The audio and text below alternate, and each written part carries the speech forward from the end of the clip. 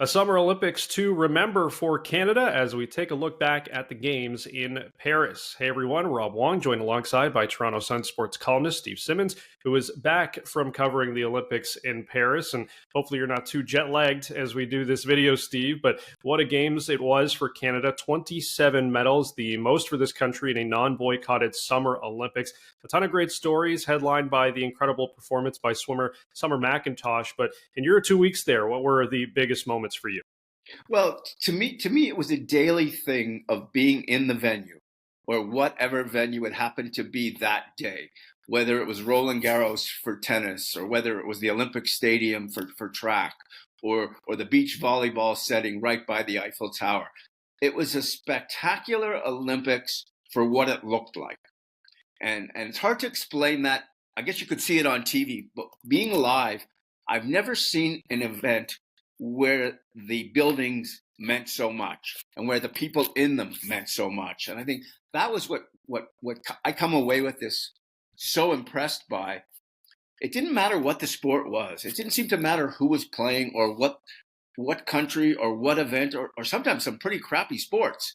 And the excitement in the venue was just at the highest level I've ever seen. And I'll give you maybe the most extreme example I can come up with. Taekwondo is a pretty boring thing to watch. Not a lot happens in Taekwondo. I'm sure there's science to it.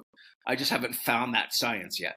You should have heard this crowd at the Palais Royal. I mean, it was like you were at Game 7 of the whatever series, NBA, NHL, Stanley Cup, whatever it was. This was that times 10. The excitement, the screaming, the yelling, the celebration. And it was like that for men's sport and for women's sport and for whatever sport it happened to be, things that you wouldn't pay any attention to. I was at the track for rugby sevens, which is a very strange game, by the way. It's a 14-minute game. And it's fascinating and exciting, but it happens really quickly. The crowd was, first of all, it was huge. Second of all, it was just so noisy and so loud, and there weren't necessarily French teams involved. They were just cheering for whether it was Australia or Canada or whoever happened to be playing at that moment. It was just a phenomenal atmosphere. And that's what I come away with more than anything else about this, more so than the individuals themselves. Yeah, it really did seem like that came across that way watching on television, as you mentioned, with a lot of these crowds and what they were doing in the stands, watching pretty much any sport, whether it's weightlifting, rugby sevens, like you said, taekwondo. They were definitely out there in full force. So as I mentioned, a new medal mark set by Canada in these games, but it still pales in comparison to the likes of USA and China, who had 126 and 91 medals respectively. Steve, do you ever foresee a day where Canada gets the resources and gets the athletes that they can compete, maybe not in those tiers, but just below with the likes of Great Britain and Australia? Well, if you actually look at the numbers of population per medal, Canada is doing quite well. They finished 12th in these Olympics, and of the countries ahead of them, 10 of them have more people. So there's only 2 countries that got more medals per capita than Canada did, and that was Australia and the Netherlands. And I think when you look at that, that's a pretty good number. Are there areas that I think we can get better at? Absolutely. And we can put money into and should get better at. There are sports, I'll use rowing as an example. Rowing is an historical staple sport in Canada. We've always done well in rowing. Somehow the program's been, sort of shoved to the side or left alone, and it needs to be repaired. And so we had, I think, 1 rowing medal in these games. There's no reason why in any Olympics Canada shouldn't have 4 or 5 rowing medals. So if you look right now, Canada's competing really, really well in track and field and really, really well in swimming. And if you look at those are really the 2 biggest sports at the Summer Olympics. And then after that, it's, they need to get into some of the other areas, which we haven't gotten into or broken through yet. Although having 2 hammer throw gold medal winners, I don't know about you, but I've never met anybody that hammer threw or threw hammers or did any of that stuff. And so the very fact that we have the best in the world from both men's and women's, It's kind of fascinating to me about how this happened and where it came from. And if you can do that in hammer throw, why can't you do it in other sports or in lesser sports than we tend to? We look at the big picture, like basketball and track and swimming, and focus so much on that. Sometimes I think we have to focus a little less or a little more so on some of the lesser sports. Well, unfortunately, the breaking will not be in Los Angeles, so Canada will not be able to get a podium finish in that one. Last one for you. I know you posted on X, formerly Twitter, the other day that these were your second favorite Summer Olympics that you've covered. You talked a lot about the fans and how rowdy they were, but what was it about these games that definitely put it above some of the rest that you've covered? We have to begin with this premise. Putting on the Olympics is essentially trying to do a Rubik's Cube. You can't do it. Like, you can't figure it out. You keep twisting the things around and trying to get it to work and get the colors to match, and they don't. And so when you get it right, the way Paris got it right, and for me, Sydney was the ultimate Summer Olympics in 2000 in Australia. It was just a spectacular party of an Olympics.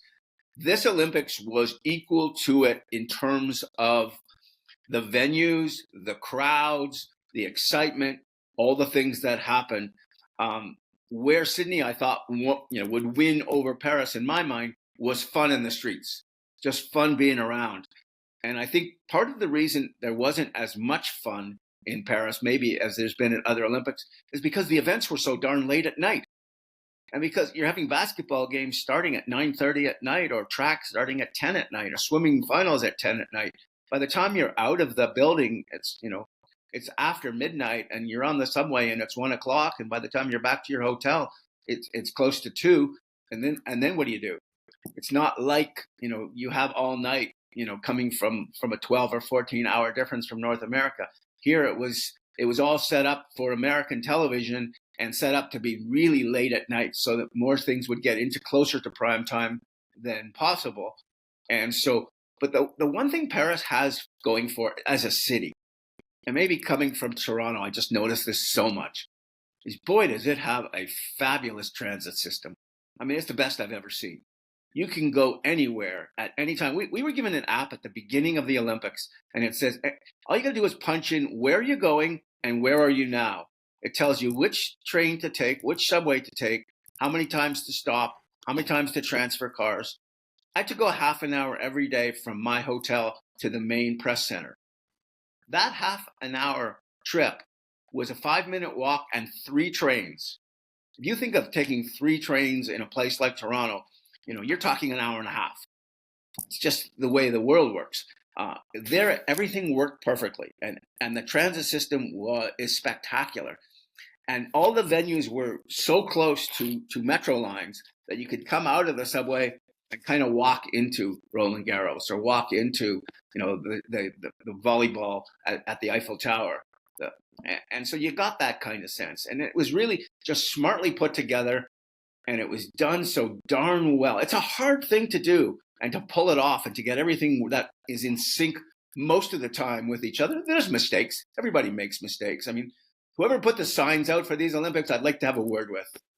I got lost almost every day because there just wasn't enough signs and there wasn't enough arrows pointing in the right directions. And sometimes I probably read them the wrong way and wound up, as I did in the basketball venue one day, as I wound up in a janitor's room looking for the press room. That kind of thing happens. But other than that, little things like that, they closed the bathrooms between games of the basketball. So there'd be 4 basketball games in a day. They would close the bathrooms between the games. So if you were there watching 2 games and you had to go, you couldn't do it. Also, you wanted to get a drink at that time, you couldn't get one because the concessions were closed. And so they did some strange things that way, rules-wise. But on the big picture, everything worked, and people had a great time. And the city, I mean, it's known for what it is for a reason. It's one of the great cities of the world, and they pulled this off brilliantly. Yeah, it was definitely one of the more memorable Summer Olympics in recent memory. We'll see what Los Angeles has in store in 4 years' time. As always, leave your thoughts in the comments section below. For Steve Simmons, I'm Rob Wong. Thanks for watching, and we'll talk to you next time.